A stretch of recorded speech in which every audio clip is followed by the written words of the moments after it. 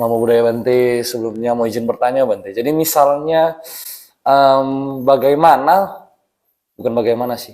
Ini tadi ada pertanyaan cukup menarik juga sih Bante. Jadi kayak Pangeran Siddhartha ketika ingin menjadi seorang petapa itu kan meninggalkan keduniawian gitu.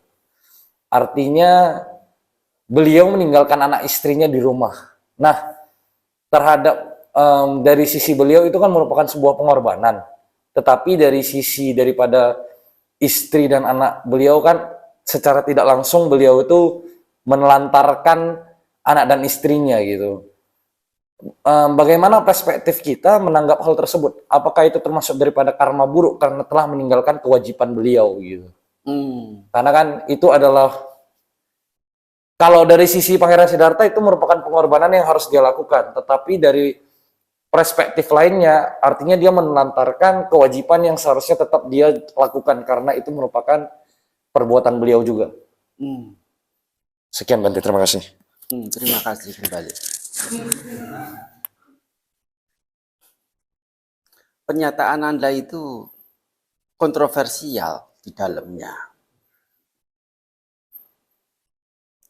Di sana itu tersebutkan setidaknya dua hal kata kerja yang berbeda, yang sifatnya transitif.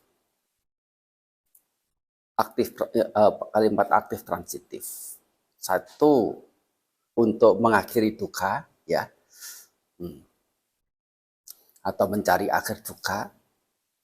Satu lagi adalah menelantarkan anak istri.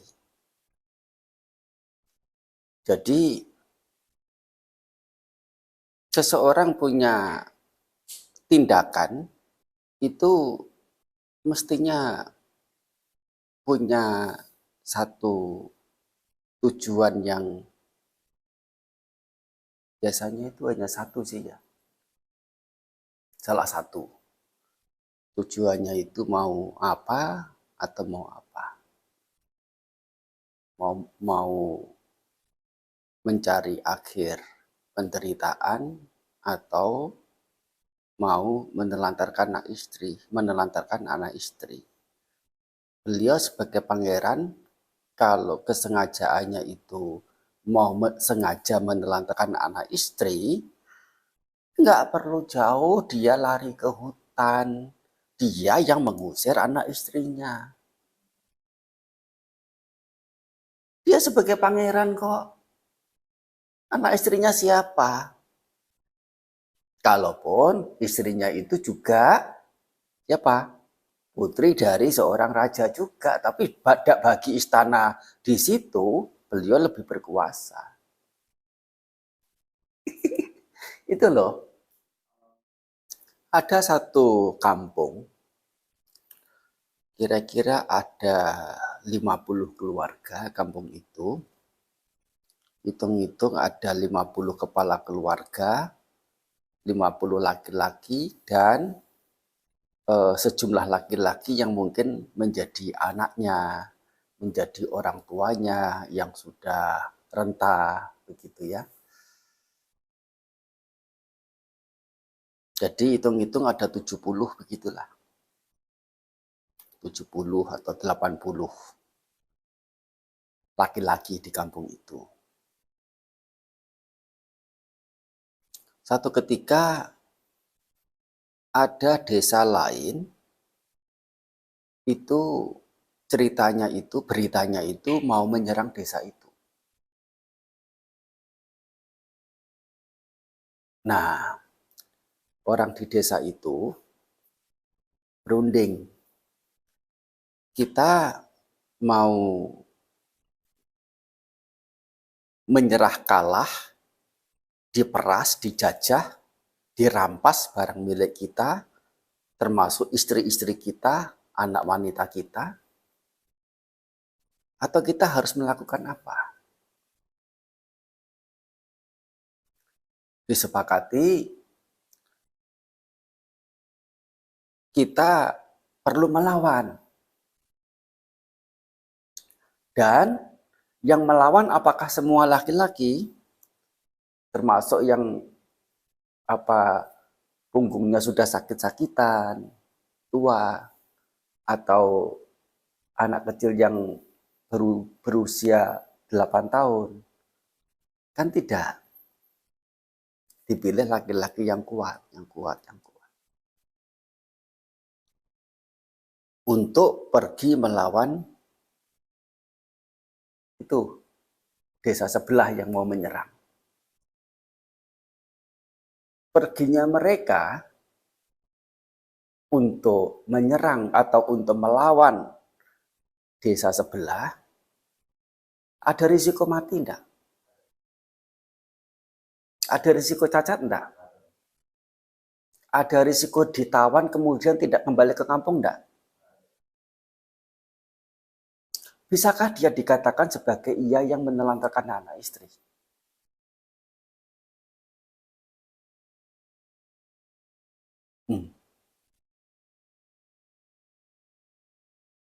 Segala sesuatu itu muncul dari niatan, muncul dari pemikiran, muncul dari kehendak.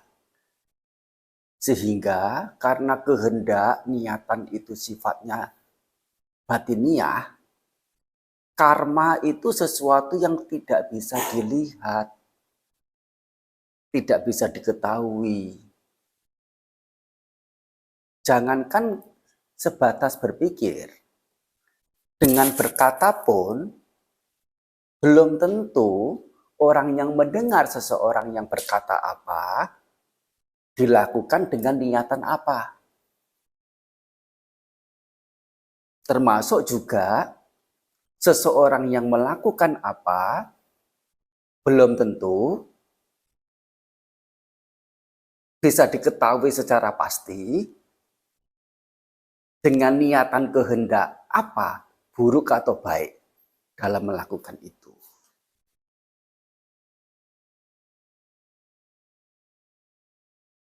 Yang biasa saya sampaikan ada 2 contoh. Pertama adalah si ibu-ibu tua pakaiannya agak compang-camping. Rumahnya di pinggir jalan. Pagi-pagi dia nyapu halaman, termasuk juga nyapu halaman rumah tetangganya.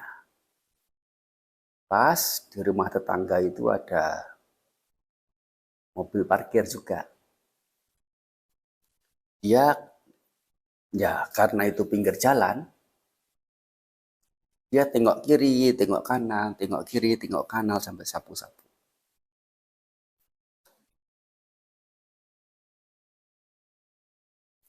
Sekian orang melihat apa yang dilakukan ibu itu, kira-kira memungkinkan ada perbedaan persepsi enggak? Tentang apa yang si ibu tua itu lakukan. Oh, ibu itu luar biasa baik hati ya. Apa dengan tetangga sedemikian, apa mau peduli. Oh, ibu itu punya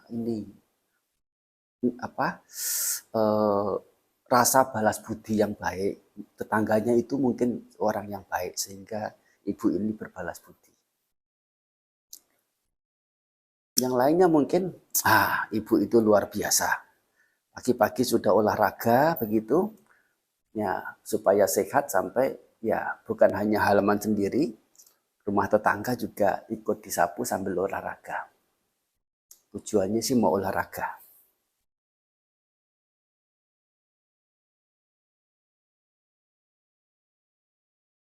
Yang lainnya mungkin berpikir, ibu itu nggak waras. Ya, nggak penuh gitu, nggak lurus, agak miring. Orang memungkinkan punya persepsi yang macam-macam. Termasuk juga memungkinkan ada yang berpikir, hati-hati, perhatikan terus ibu itu. Jangan-jangan nanti itu spion mobil hilang. Itu hanya pura-pura itu sapu-sapu itu. Sesungguhnya apa yang dilakukan ibu itu siapa yang tahu? Yang tahu persis. Ada yang tahu. Yang paling tahu siapa? Yang melakukan karena apa? Karma itu bukan apa yang tampak. Yang tampak itu adalah perilaku karma atau gejala karma atau petanda-petanda karma. Karmanya sendiri sesuatu yang tidak tampak karena berupa kehendak, berupa niatan, dan itu sifatnya adalah batiniah. Yang tampak itu hanya gejalanya, perilakunya, sikapnya.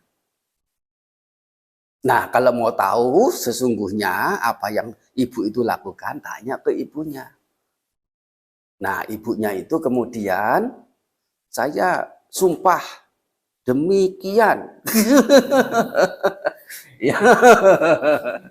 Saya sumpah demikian. Bahwa aku menyapu ini sesungguhnya punya tujuan seperti ini. Nah, memungkinkan orang untuk kemudian percaya. Hanya permasalahannya, belum ada satu alat pun yang secara tepat mengukur kejujuran seseorang. Kalaupun sudah sumpah demikian, gitu,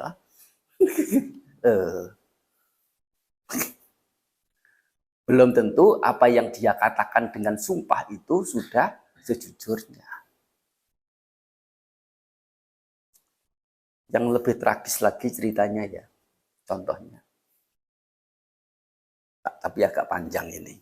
Ini permisi bicara juga ya, bukan memaksudkan untuk menyinggung atau mengungkit atau mencurigai siapa, tidak. Ini contoh yang biasa saya sebut, saya ungkap di mana-mana. Kan biasa cerita di sinetron itu loh ya. Antara siapa biasanya? Nah, ya, cerita di sinetron kan biasa itu.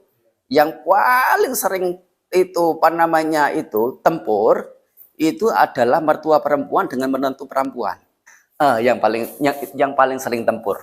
Nah, jarang mertua laki sama menantu perempuan, ya, atau apa namanya mertua perempuan dengan mertua perempuan dengan menantu laki, jarang. Yang paling sering itu mertua perempuan dengan menantu perempuan. Dari awal itu mertuanya sudah gak seneng sama calon menantunya. Tapi karena anaknya mau mendesak, ya akhirnya diterima. Tapi karena dasar tidak senangnya itu, cara bicaranya juga ketus, wajahnya juga apa namanya, wajah-wajah galak atau wajah apa ya, wajah sangar begitu ya. Dan tidak jarang itu sengaja menjahili menantunya. Lama punya lama, menantunya juga merasa dia punya hak atas suaminya dan dia adalah posisi sebagai istri. Tidak mau kalah juga. Dibalas juga sama menantunya. Dengan menyindir, dengan mengejek, dengan apa namanya, membalas dengan pertengkaran mulut, atau kadang menjahili juga balik. Sampai apa namanya mertua perempuannya ini cerita ke saudara-saudara perempuannya yang lain. Tapi nggak cerita ke anaknya itu. Saudara-saudara, yaitu ipar-iparnya itu tadi, ikut membenci si menantu ini. Satu ketika si ibu ini jatuh sakit, diantar oleh suaminya ke rumah sakit, dan setelah kembali dari rumah sakit, dia divonis oleh dokter kena kanker. Stadiumnya sudah mendekati 3 atau 3 begitu. Tapi dirahasiakan agar si ibu ini tidak gelisah. Jadi tidak ada yang tahu. Tapi karena dia, si menantu ini adalah istrinya, meskipun suaminya itu tidak cerita, ada saja caranya untuk menjadi tahu, kan nggak sulit kan ya? Yang namanya suami istri ya, nggak sulit. Tahu ternyata si mertua perempuannya itu kena kanker stadium 3. Apa yang kemudian dia lakukan? Beberapa hari kemudiannya itu dia menyiapkan makanan berupa beef steak, beef steak ya, steak beef. Nah, yang masaknya adalah middle rare.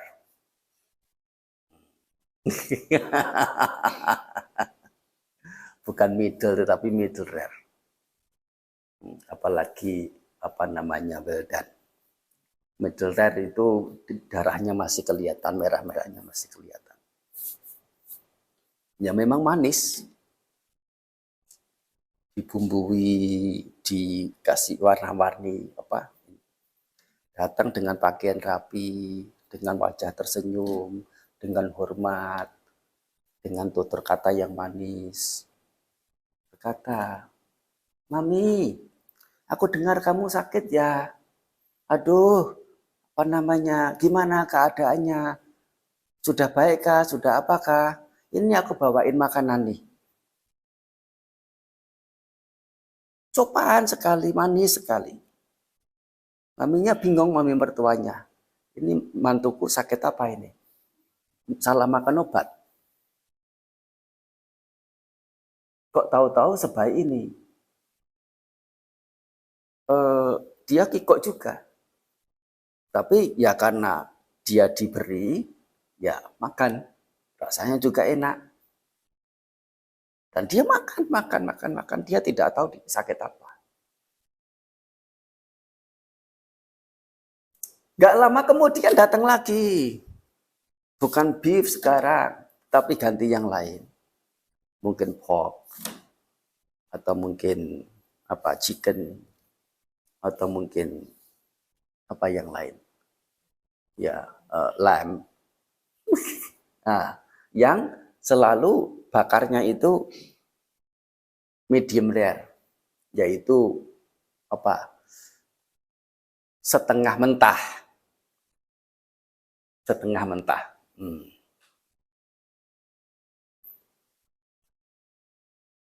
Sering, seminggu kadang sampai 2 kali. Dan setiap kali datang selalu dengan wajah manis. Kata-kata yang manis. Tampak sopan, seolah-olah sesuatu yang lalu-lalu itu hilang semua. Nggak teringatkan. Nggak terpikirkan begitu. Seolah-olah tidak dipikirkan. Seperti sesuatu yang tidak ada sama sekali. Sampai lama-kelamaan itu mertuanya menjadi luluh. Menantuku kok baik begini.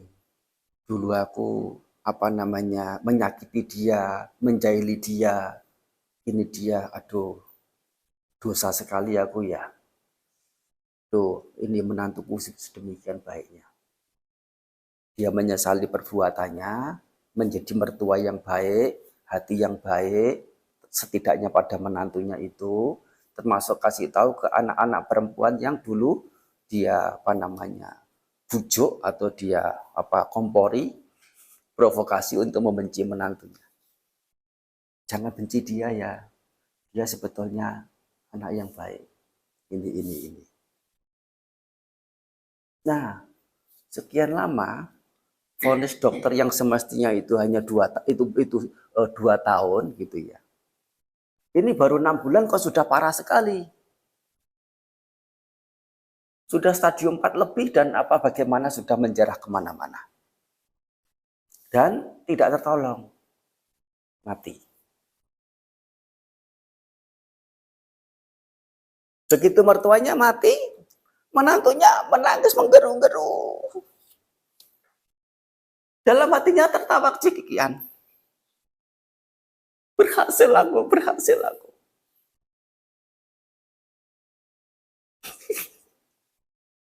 Karena daging mentah, daging-dagingan apalagi yang mentah itu sangat-sangat disukai dengan sel kanker.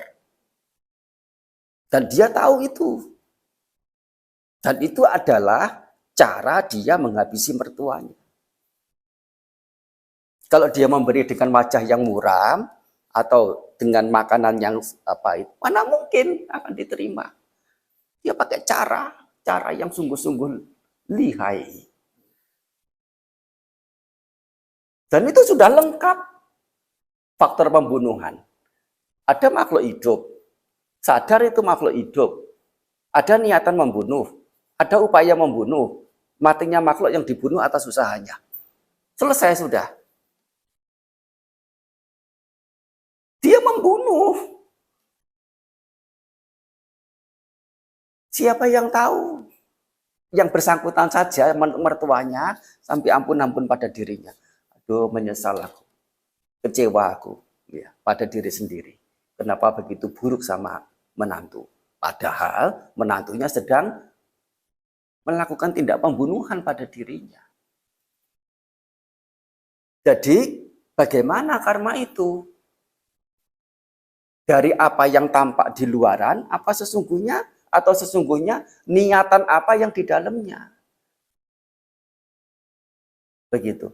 Bolehkah dikatakan si menantu itu sedang menyenangkan orang tuanya, mertuanya? Tidak bisa. Apakah bisa dikatakan sekaligus membunuh orang tuanya, sekaligus menyenangkan orang tuanya? Ya tidak bisa. Tujuan Pangeran Siddhartha keluar meninggalkan istana, semoga dengan aku keluar istana ini anak istriku menderita, sengsara. Itu baru kemudian dikatakan sengaja menelantarkan anak istri. Ada enggak kira-kira terbersit pemikiran di beliau tujuan meninggalkan istana itu untuk demi itu? Dan kalau bukan untuk demi itu, bolehkah dikatakan yang menelantarkan punya niatan menelantarkan istri anak? Selesai.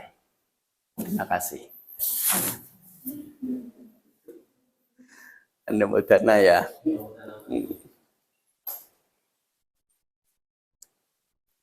Sapitiyo wiwajantu